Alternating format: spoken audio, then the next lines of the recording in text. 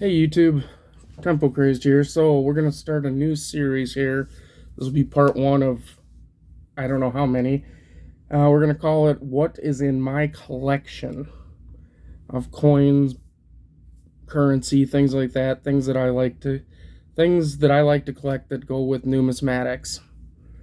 So to get started, we're gonna start here. I really like commemorative coins. I don't know why, but to me, commemorative coins are just cool, I guess. I just enjoy them. So we'll start here with this one. Most of these commemorative coins too are actually fairly inexpensive to get into. So, and we're still talking 90% silver. So here we have, look at this thing. Look at all the luster on this Booker T and Washington Carver 1952. Look at all the luster on this thing still. When you can do cartwheels like that with them, yeah, there's a lot of detail in there. In really good shape. Some of these can fetch, start at like 30 and go all the way up in really nice shape like this for hundreds of dollars, literally. And then we got next to it here, we got another Booker T here, Booker T Washington one with beautiful rim toning, just gorgeous rim toning, hard to see. Let's see if we can zoom in a little bit and get a better shot of that. Oh, there we go. We can see some of it now. Get it out of the light a little. There we go. We can see it there now. Beautiful rim toning. This dark bluish color. And again, these are right in that, especially in this shape, this 51, it's going to be right in that $20 to $30 range is all. But yet it's just a gorgeous coin. And this is one of those ones that I won't give up. I'm not going to give up. I won't sell it. It's going to stay with me. And someday it'll go on to my kids, grandkids, whatever. So those are a couple of them I like. Let's go on to some more commemoratives here. So the big commemorative coin that I really like collecting, and I have quite a few, I just grabbed two of the best I have, are these. Right there, look at that thing. Has it been cleaned? Maybe. It's got some scratches like maybe it has been, I don't know. It's supposed to be an uncirculated, and it looks pretty close to that, if not. But 1892... Columbian Exposition World Fair in Chicago. These were put out to raise money for the World Fair, and people didn't like them. In 1892, they put out about 900,000 of these is all, and they didn't sell as many as they had hoped. So these are a bit more rare to come across, these 1892s. I think I paid somewhere around $60 to $80 for this one. But it is in really nice shape. And like I say, even if it is cleaned, which it kind of looks like it is from the scratches, I still won't sell it. I really love the look of this one. So that's the 1892. So after that one came out, they realized that they still hadn't made enough money to pay for the new building for the World's Fair. So they came out with another one in 1893. Now look at this one. Look at this thing, how toned it is. It looks probably black on there, but it's just a beautiful blue. And this is another one of them lovely, wonderful, uncirculated ones. It's got a little dink right there, but still, this thing is gorgeous. And of the 5 million of these things that were minted, about half of those got melted down again for silver, because these are 90% silver. And then a big chunk of them got melted down again in the 50s. And these things can be had for, still, I mean, this shape, you're going to be in that $50 to $80 range, even though it's got that ding right there. But you can get most of these for 20 to 30 bucks if you want to get into cheap commemorative, and you're still talking, it's a 90% silver coin. So, you want to do some silver stacking, get into some commemoratives. It's a good way to get into some silver stacking cheap. Instead of going with like the 1 ounce silver rounds that are going to cost you, minimum of $32 all the way up to premiums, depending upon what they are. Like, you look at something like this. Look at this thing. Batman Batarang. Samoa. $5, 2022, 1 ounce. I mean, this thing cost me like 65 bucks, I think. But I bought it because I wanted it. I mean, that's all there is to it. I wanted it, so I bought it. Let me just set that there.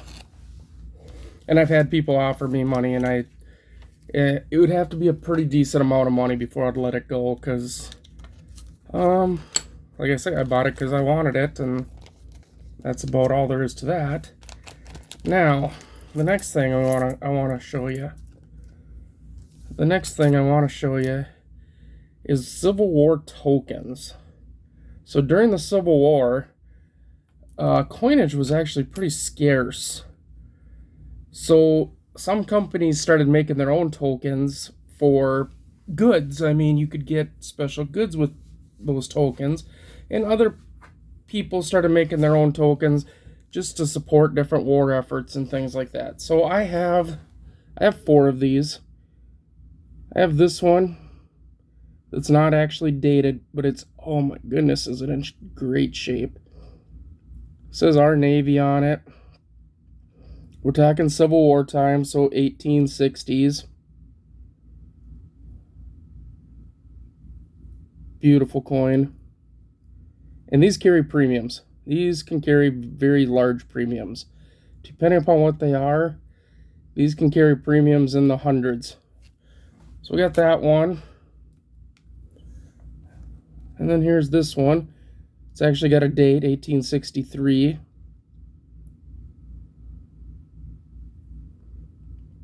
This one's Army Navy. Look at that. We got the crossed swords down there.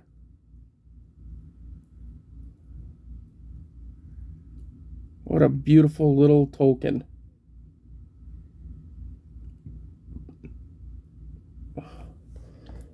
And next, I got another 1863. Kind of looks like the Indian head penny. I mean, on the Indian head, you'd have Liberty there, still the diamonds there. Very close. Again, we have Army, Navy.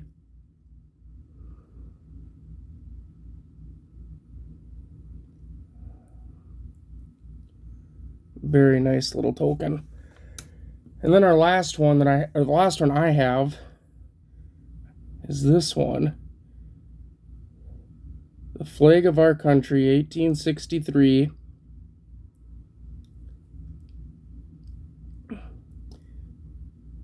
If anybody attempts to tear it down, shoot him on the spot. And that's, if anybody attempts to tear down our flag, you're supposed to shoot him on the spot. Now, there is an error of this one that I don't have. I'm hoping to get soon. And it says, if anyone attempts to tear it down, it says shoot him on the, and then this was messed up to be spoot. There was 2 O's. So shoot, spoot. And that thing can go for many hundreds of dollars. But still, I mean, this one, I've seen these sell on EvoBay for, like 50, 60 bucks just for this. So these things are really cool, part of our history. And I collect a lot of things that are part of our history. there'll be some coins that I won't be showing probably on here that are part of history that people just get very upset about. So I probably won't show some of that stuff, but German coins will say that much at least, so you have an idea of what I'm talking about. Now the next thing is not a commemorative. It's an actual coin. 1878 Morgan dollar, silver dollar. It's in actually really nice shape. Philadelphia, minted 1878, first year Morgan. What you always want to look for on these Morgans is above the ear here, the hairs up here. If they're still showing hair, you got a higher grade there. You look at the cheek, see if there's any scratch. This one does, and I mean, it's not in the greatest shape, but we still have feathers on the breast of the bird here, of the eagle, so it's a beautiful coin.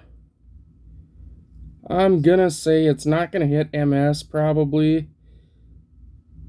I mean, if it did, it would be a low MS 61, 60 to 62, somewhere in there. But most likely we're looking at probably an AU 58, about uncirculated 58. But this 1871, you're still talking a few thousand, probably a couple $1,000 coin right here. They're not easy to come by, that's for sure, in those ages. So those are some of my coins that I brought out now. Now I've shown a couple of these coins on my other shows, or my other episodes here on my mail call, but I'll bring them up here now again. So here, let's zoom out. Here we have an Philadelphia minted 1945 PCGS MS65. This is a war nickel, so it's 35% silver. So we'll zoom back in here so everybody can see good. Look at that thing. I mean, there's some dings in it. That's why it's only a 65. But when you get the letter up here above Monticello, that's when you know you have a silver nickel. The 35% silver. So during the war effort, they needed the copper for the war. So they put silver in. And that's where we get our silver nickels from here. It's a beautiful coin though. Absolutely gorgeous. Normally, and I can show you maybe later some examples I have. I don't have any in front of me right now, but usually these war nickels are just blackish colored. Just black from age. So getting one that's shiny like that is pretty rare. I have another one. I have a 45 San Francisco one that looks like this. Maybe even a little nicer that I haven't sent off for grading yet, but that's a nice one there. That's a really nice coin. And I have offered it for sale, but nobody wants to pay the premium that I want for it, so it'll probably stay with me then. And I'm okay with that. Next one we have here is NGC graded, 1940, 50-cent piece, MS64, Walking Liberty. Look at that thing. You can still see the cartwheels on that luster. Look at all these feathers across the breast and on the wing here. You're talking $200 coin right here. And nobody seems to want to buy it from me. I've offered it out for $175, and now I've decided I'm not going to offer it anymore. I'm going to keep it in my collection. Kids and grandkids will get it. By then it'll be worth quite a bit, I'm sure. Hopefully I live that long. Over here I do have next to me another 1940. This is not a Philly though. but it's not in as nice a shape either. I mean, it's not bad though. It's a 1940 Walking Liberty Raw. But this is San Francisco. Now you see how I told you about these feathers here? The chest feathers and the wing feathers? How they're wore off? You can tell now where those high spots are and where stuff wears. It'll help you determine. So let's see. Let's pull up the other coin here. Get it to focus. See? You can tell, like in that head, across the chest, the flow across here, where it wears. This will help you determine, what you're talking about, whether it's somebody comes to you with this and says, hey, it's almost uncirculated. Well, I would say no. It's not almost. It may be fine or very fine, but it's definitely not AU. So,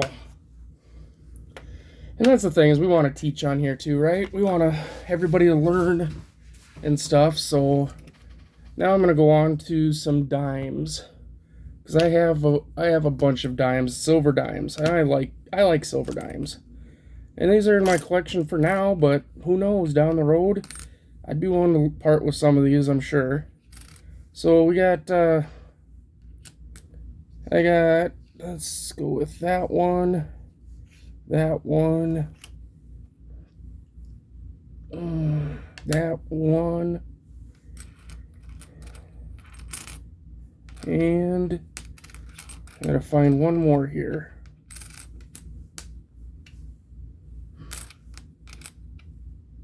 There we go.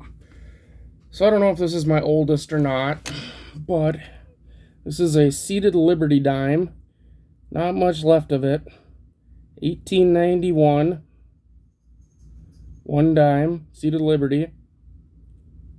Actually a really nice dime anyway. These actually pull a pretty good premium. Pretty good premium on these. That thing is probably where most people would say it'd be junk silver. So then after the Seated Liberty dimes, we moved on to barber dimes. And this one's actually pretty nice. It's 1914, still got a little bit of the headdress there and stuff. This thing's actually pretty sharp for oh, it's a Denver even. Look at that. That's pretty sharp right there. 1914 Denver. It's definitely probably like maybe F12-ish. Get yourself a red book. That'll help you out a lot with figuring out some prices. If you can afford to get on Gray Sheet, do that. That'll get you some comp prices for wholesale. But yeah, you can still make out Liberty up there. So that's G4 would be...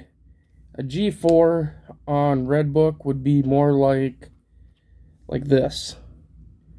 There's no Liberty left up there. This is again in 1914. There's no Liberty up there. Jeez, I even grabbed a 1914 Denver.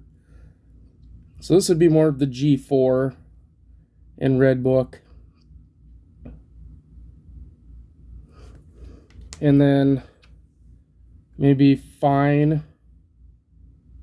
Not very fine, but fine 12-ish maybe. I still got a little bit of reading on the edge. 1914 Denver. Gorgeous coin.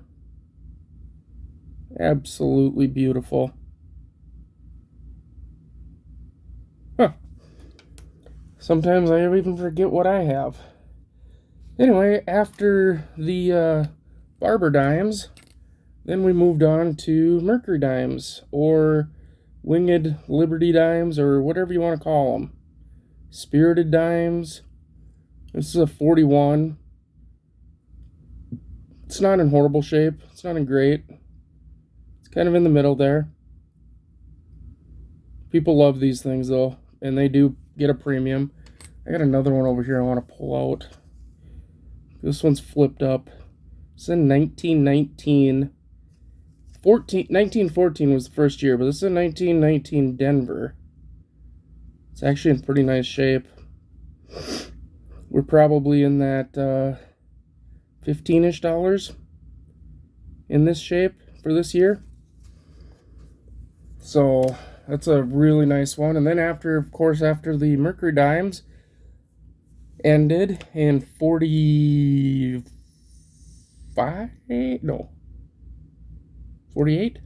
I don't know. I can't know everything, right? Then we went on to Rosies. And this is a design that you'll recognize today, except for anything before 1964 is going to be 90% silver. Here's a 62 Denver right here. This is 90% silver.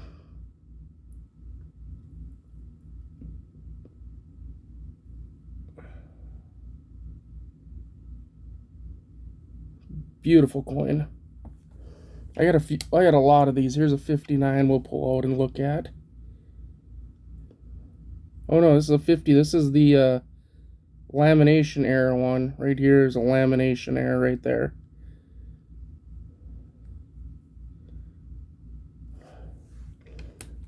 And what's this one? There's a 51. That one's really sharp, actually. Well, that's a 51 San Francisco. That's nice. But yeah, I got lots and lots of dimes, lots and lots of silver dimes. They're probably the cheapest, really, to get into collecting silver. It's probably going to be your dimes. Here's a 48.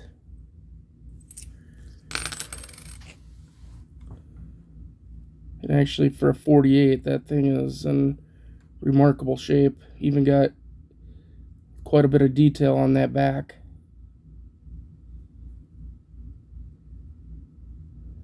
It's a pretty nice one there. But yeah, you're talking a couple bucks for dimes. Is about all they are. So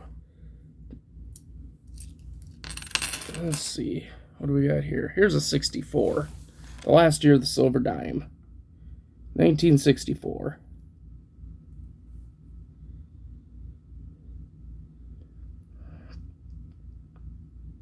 Very nice. Very, very nice. I've had many uncirculated ones over the years. I've had many circulated ones. The thing is I always think about when I look at these dimes, the one thing I always think about is, especially these older ones, whose hands did they pass through? Was it a famous person? Was it a hero? I mean, who was it? Who was that person whose hands did they pass through? I mean, look at this thing, folks. 1959. I would call that a gem BU right there.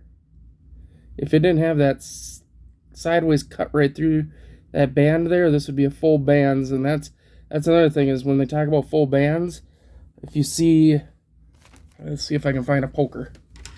We can use this. If you see right here and right down here, these bands that go across, if there's two here and there's supposed to be two here, and if you see them and it only looks like 1 and 1, then it's not full bands. They have to have a little bit of a split. You have to be able to see 4 bands right there, and that would be full bands, and that makes them worth quite a bit. But this thing here and that's got lots of luster in there and stuff. That's probably uncirculated condition. Let's see what else we got here real quick. Here's a 36 Mercury with some toning to it. It's hard to tell in this light, but it does have, oh, there we go, some goldish toning down here, if you can see that. Same with these. You can get full bands here too, but there should be 6 bands that you can see on these. So anyway, that's a start for my collection. I got a lot more to go through and stuff. I'm gonna try to keep these videos right around 25 to 30 minutes, probably right in that vicinity. I don't want to get too long, but I also want you to make sure you're getting your time's worth too while you're in here. If you have any questions, comments, suggestions, anything else you want to see, you can always message me down there, down in the comments, down yonder. I check my comments daily, multiple times a day even. So just let me know what you want to know about or whatever, and we'll see what we can do. I'm not the know-all of everything here. I'm going to tell you that much right now. I know a lot about a lot of things, but not a lot about everything. Let's say that way. So I'll do my best to answer any of your questions. If I don't know the answer, I have friends that'll know the answer. So I have a lot of friends in this community. But anyway, thanks for watching. You can check me out maybe on my other, well, I have my mail call series on here for my YouTube. That's anything that comes in the mail that I show off. And then I also have a whatnot channel where I sell a bunch of stuff. A lot of the stuff that comes in the mail call will be sold. Not all of it, but a lot of it. So you can check out that. I'll put a link down yonder of where you can go to check that out. Thanks for watching. Please like, comment, subscribe. If you disliked it, dislike it. You know, it all helps the algorithm. Thanks for watching. Goodbye.